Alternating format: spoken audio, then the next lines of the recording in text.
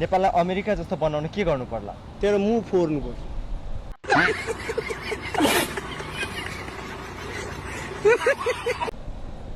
तँलाई साफ सिलौटामा राखेर पिसिए दिनुपर्छ क्या। तेरो माथि डोजर चलाइदिनुपर्छ। पौलो यो कुन यार साफ श्रीमतीको डिबी परेर आएको मान्छे जस्तो छ यार। साला दिमाग खराब गरेछ यार। आफ्नो पैसाले मापसै गर्दैन नि यस्तोहरू, फोकटको खान्छ क्या। साफ हेर न अनुहार लोटरीको टिकट जस्तो छ, त्यो पनि नपर्ने क्या। ए बगलोले एउटा कुरा अमेरिकालाई त अमेरिका रहन दे, नेपाललाई किन अमेरिका बनान्छस् रे? किन बनान्छस्? तिम्रो काका ठिकदार हो?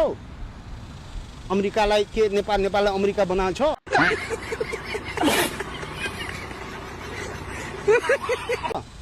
नेपाललाई कसरी राम्रो नेपाल बनाउनु पर्छ सोध्न।